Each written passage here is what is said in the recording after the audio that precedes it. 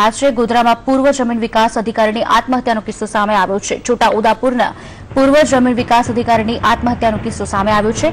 BJP Bakshi Panch મોરચાના પૂર્વ જિલ્લા પ્રમુખ હતા પીબી બારિયા ઇન્કમટેક્સ વિભાગે પ્રભાતસિંહ બારિયાના ઘરે કર્યા હતા દરોડા। બારિયાના નિવાસ સ્થાનેથી અપ્રમાણસર મિલકત જપ્ત કરવામાં આવી હતી। તો જે પ્રમાણે ગોધરાથી સમાચાર મળી રહ્યા છે, છોટા ઉદેપુરના પૂર્વ જમીન વિકાસ અધિકારીની આત્મહત્યાનો કિસ્સો સામે આવ્યો છે અને આજ અંગે વધુ વિગત આપી રહ્યા છે સંવાદદાતા હર્ષદ મહેરા। હર્ષદ, પૂર્વ જમીન વિકાસ અધિકારીની આત્મહત્યાનો કિસ્સો સામે આવ્યો છે અને અપ્રમાણસર મિલકત જપ્ત કરાઈ હતી। શું સમગ્ર વિગત સામે આવી રહી છે?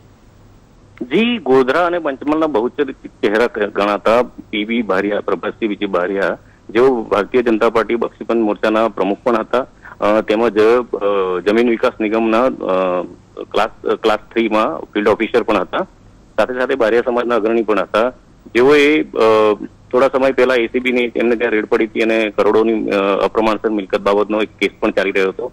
આ બધી જ બાબતોને લઈને આજે સવારે તેમને એમના ઘરમાંથી ગળે ફાંસો ખાધેલી હાલતમાં લાશ મળી આવી છે। જી, આભાર સમગ્ર માહિતી આપવા બદલ।